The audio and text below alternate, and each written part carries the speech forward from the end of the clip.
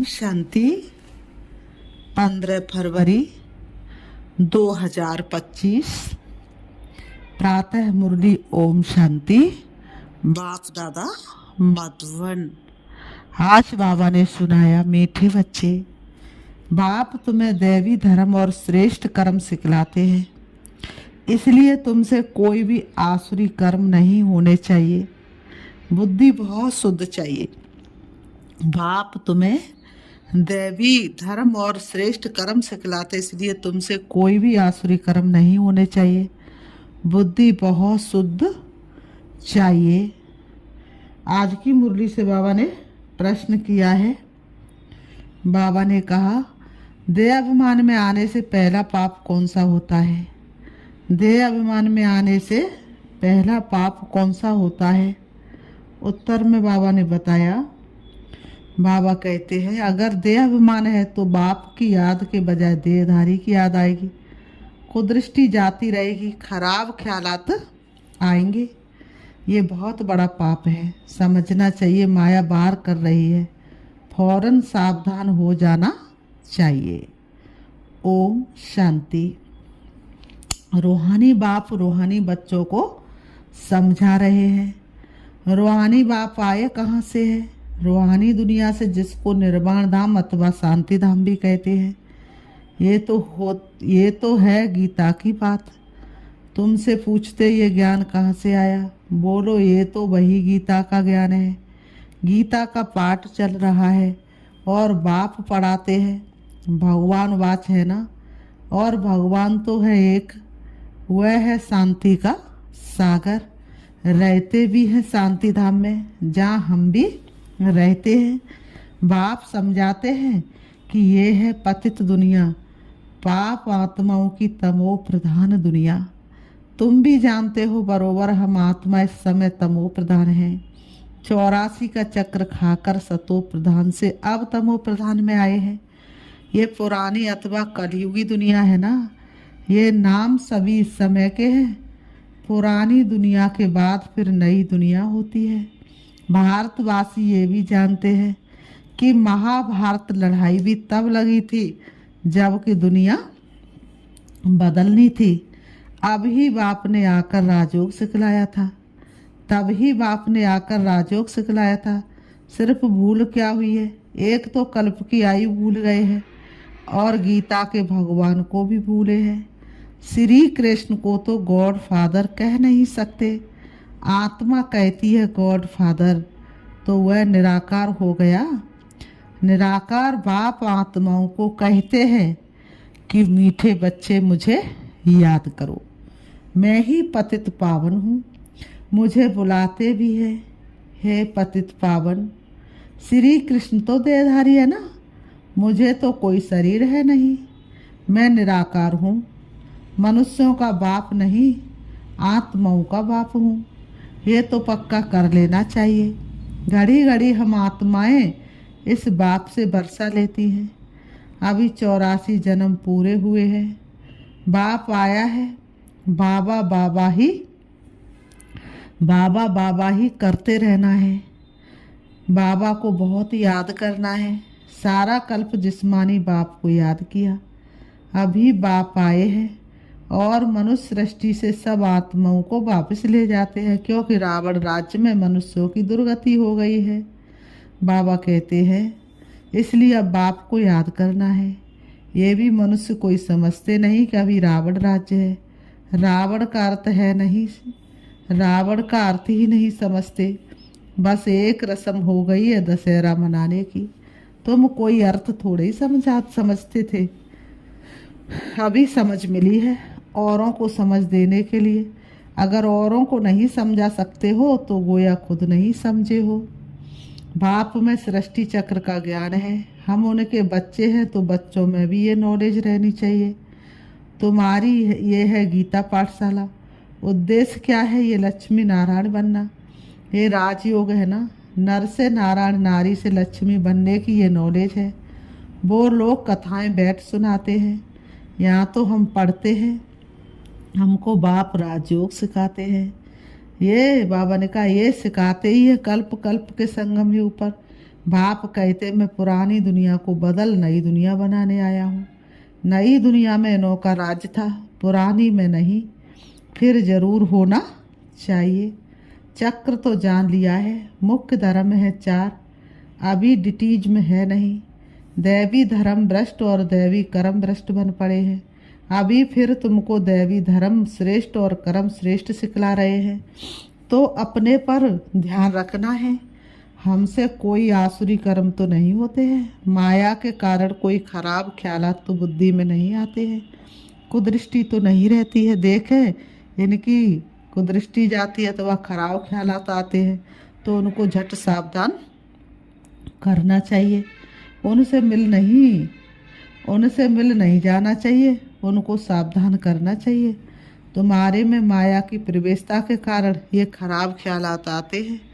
योग में बैठ बाप की याद के बदले कोई की देह तरफ ख्याल जाता है तो समझना चाहिए ये माया का भार हो रहा है, मैं पाप कर रहा हूँ, इसमें तो बुद्धि बड़ी शुद्ध होनी चाहिए।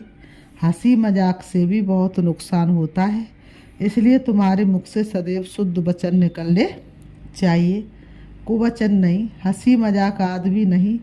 ऐसे नहीं कि हमने तो हंसी की, वह भी नुकसान कारक हो जाती है। हंसी भी ऐसी नहीं करनी चाहिए जिसमें विकारों की वायु हो। बहुत खबरदार रहना है, भावना का बहुत खबरदार रहना है। माया कहीं से भी प्रवेश कर जाती है। तुमको मालूम है नागे लोग हैं, उनके ख्याल विकारों की तरफ नहीं जाएंगे, रहते भी अलग हैं, परंतु कर्मेंद्रियों की चलायमानी सिवाय योग के कभी निकलती नहीं है। बाबा कहते काम शत्रु ऐसा है जो किसको भी देखेंगे, बाबा ने कहा काम शत्रु ऐसा जो किसको भी देखेंगे, योग में पूरा नहीं होंगे तो चलायमानी जरूर होगी, अपनी परीक्षा लेनी होती है। बाबा कहते बाप की याद में ही रहो तो ये कोई भी प्रकार की बीमारी ना रहे। योग में रहने से ये नहीं होता है। सतयुग में तो कोई भी प्रकार का गंध नहीं होता है, वहाँ रावण की चंचलता ही नहीं जो चलायमानी हो, वहाँ तो योगी लाइफ रहती है। यहाँ भी अवस्था बड़ी पक्की चाहिए। योग बल से ये सब बावन का योग बल से ये सब बीमारियाँ बंद हो जाती हैं। इसमें बड़ी मेहनत है। राज लेना कोई मौसी का घर नहीं, पुरुषार्थ तो करना है ना। ऐसे नहीं कि बस जो होगा भाग्य में सो मिलेगा। धारणा ही नहीं करते गोया पाई पैसे के पद पाने लायक है। सब्जेक्ट्स तो बहुत होती है ना, कोई ड्राइंग में कोई खेल में मार्क्स ले लेते हैं, ये है कॉमन सब्जेक्ट। वैसे ही यहाँ भी सब्जेक्ट्स है, कुछ ना कुछ बाबा ने कहा कुछ ना कुछ मिलेगा, बाकी बादशाही नहीं मिल सकेगी। वह तो सर्विस करेंगे तब बादशाही मिलेगी, उसके लिए बहुत मेहनत चाहिए। बहुतों की बुद्धि में बैठता ही नहीं है, जैसे कि खाना हजम ही नहीं होता। ऊंच पद पाने की हिम्मत नहीं, इसको भी बीमारी कहेंगे ना। तुम कोई भी बात देखते न देखो, रूहानी बाप की याद में रहे औरों को रास्ता बताना है, अंधों की लाठी बनना है। तुम तो रास्ता जानते हो। रचयिता रचना का ज्ञान मुक्ति और जीवन मुक्ति तुम्हारी बुद्धि में फिरते रहते हैं। जो महारथी हैं, बच्चों की अवस्था में भी रात दिन का फर्क रहता है। कहाँ बहुत धनवान बन जाते, कहाँ बिल्कुल गरीब। बाबा ने कहा कहाँ तो बहुत धनवान बन जाते, कहाँ बिल्कुल गरीब। राजाई पद में तो फर्क है ना। बाकी हाँ, वहाँ रावण ना होने कारण दुख नहीं होता है। बाकी संपत्ति में तो फर्क है। संपत्ति से सुख होता है। बाबा कहते संपत्ति से सुख होता है। बाबा कहते हैं जितना योग में रहेंगे उतनी हेल्थ बड़ी अच्छी होगी। मेहनत करनी है। बहुतों की तो चलन ऐसी रहती है जैसे अज्ञानी मनुष्यों की होती है, वह किसका कल्याण कर नहीं सकेंगे। जब इम्तिहान होता है तो मालूम पड़ जाता है कि कौन कितने मार्क्स से पास होंगे। फिर उस समय हाय हाय करनी पड़ेगी। बाप दादा दोनों ही कितना समझाते रहते हैं। बाप आए ही है कल्याण करने, अपना भी कल्याण करना है तो दूसरों का भी करना है। बाप को बुलाया भी है कि आकर हमको पतितों को पावन होने का रास्ता बताओ, तो बाप श्रीमत देते हैं, तुम अपने को आत्मा समझ दे अभिमान छोड़ मुझे याद करो। कितनी सहज दवाई है। बोलो हम सिर्फ एक भगवान बाप को मानते हैं। वह कहते मुझे बुलाते हो कि आकर पतितों को पावन बनाओ, तो मुझे आना पड़ता है। ब्रह्मा से तुमको कुछ भी मिलना नहीं है, वह तो दादा है, बाबा भी नहीं है। बाबा से तो वर्षा मिलता है, ब्रह्मा से थोड़ी वर्षा मिलता है।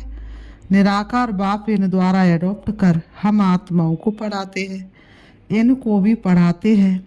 ब्रह्मा से तो कुछ भी मिलने का नहीं है, वर्षा बाप से ही मिलना है। इन द्वारा देने वाला एक है, उनकी ही महिमा है, वही सर्व का सदगति दाता है। ये तो पूज्य से फिर पुजारी बनते हैं। सतयुग में थे, फिर 84 जन्म भोग, अब पतित बने हैं, फिर पूज्य पावन बन रहे हैं। हम बाप द्वारा सुनते हैं, कोई मनुष्य से नहीं सुनते। मनुष्यों का है ही भक्ति मार्ग, ये है रूहानी मार्ग। ज्ञान सिर्फ एक ज्ञान सागर के पास ही है, बाकी ये शास्त्र आदि सब भक्ति के हैं। शास्त्र आदि पढ़ना ये सब है भक्ति मार्ग। ज्ञान सागर तो एक ही बाप है। हम ज्ञान नदियाँ ज्ञान सागर से निकली हैं, बाकी वह है पानी का सागर और नदियाँ। बच्चों को ये सब बातें ध्यान में रहनी चाहिए। अंतर्मुख हो बुद्धि चलानी चाहिए। अपने आप को सुधारने के लिए अंतर्मुख हो, अपनी जांच करो। अगर मुख से कोई कुवचन निकले या कुदृष्टि जाए तो अपने को फटकारना चाहिए। हमारे मुख से कुवचन क्यों निकले, हमारी कुदृष्टि क्यों गई, अपने को चमाट भी मारनी चाहिए। बाबा ने कहा अगर ऐसा अपने से होता तो चमाट भी मारनी चाहिए। घड़ी घड़ी सावधान करना चाहिए। बाबा कहते तभी ऊंच पद पा सकेंगे। अपने आप को ही सुधारने से सुधर सकते हैं। बाबा कहते मुख से कट वचन कब न निकले। बाप को तो सब प्रकार की शिक्षा देनी होती हैं। बाबा तो बच्चों को सब प्रकार की शिक्षा देते हैं। किसको पागल कहना ये भी कुवचन है। बाबा ने कहा किसी को पागल कहना वह भी कुवचन है। मनुष्य तो जिसके लिए भी जो आता है वह कहते रहते हैं, जानते कुछ भी नहीं कि हम किसकी महिमा गाते हैं। महिमा तो करनी चाहिए एक ही पतित पावन बाप की, और तो कोई है नहीं। ब्रह्मा विष्णु शंकर को भी पतित पावन नहीं कहा जाता है। वह तो किसको पावन नहीं बनाते हैं। पतित से पावन बनाने वाला एक ही बाप है। पावन सृष्टि है ही नई दुनिया, वो तो अभी है नहीं। बाबा ने कहा वो तो अभी है नहीं। प्योरिटी है ही स्वर्ग में, पवित्रता का सागर भी है। ये तो है रावण राज। बच्चों को अभी आत्म अभिमानी बनने की बहुत मेहनत करनी चाहिए। मुख से कोई भी पत्थर या कुवचन नहीं निकलना चाहिए। बहुत प्यार से चलना है। कुदृष्टि भी बड़ा नुकसान कर देती है, बड़ी मेहनत चाहिए। आत्म अभिमान है अविनाशी, अभिमान दे तो विनाशी है। आत्मा को कोई भी नहीं जानते हैं। आत्मा का भी बाप तो जरूर कोई होगा ना। कहते भी हैं हम सब भाई भाई है, हिंदू मुस्लिम सिख ईसाई, और आपस में सब भाई भाई। लेकिन कैसे भाई भाई है ये किसी को पता नहीं। तो आत्मा के नाते से हम सभी आपस में कौन ठहरे, भाई भाई ठहरे। फिर सब में परमात्मा बाप विराजमान कैसे हो सकता है। सभी बापू कैसे हो सकते हैं, इतना भी अकल नहीं है। सबका बाप तो एक ही है, उनसे ही वर्षा मिलता है। उसका नाम है शिव। शिवरात्रि भी मनाते हैं, रुद्र रात्रि व श्री कृष्ण रात्रि नहीं कहते। मनुष्य तो कुछ भी नहीं समझते हैं, कहेंगे ये सब उनके रूप है, उनकी ही लीला है। बाबा वो मनुष्य क्या कहते हैं, नाम अनेक है और भगवान एक है। तुम अभी समझते हो बेहद के बाप से तो बेहद का वर्षा मिलता है, तो उस बाप की श्रीमत पर चलना है। बाप कहते हैं मुझे याद करो, लेबर्स को भी शिक्षा देनी चाहिए, दोनों का भी कुछ कल्याण हो जाए, परंतु खुद ही याद नहीं कर सकते तो औरों को क्या याद दिलाएंगे। रावण एकदम पतित बना देते हैं, फिर बाप आकर परिस्थानी बनाते। बंडर है ना, कोई की भी बुद्धि में ये बातें नहीं है। ये लक्ष्मी नारायण कितना ऊंच परिस्थानी से फिर कितना पतित बन जाते हैं। इसलिए ब्रह्मा का दिन ब्रह्मा की रात गाई हुई है।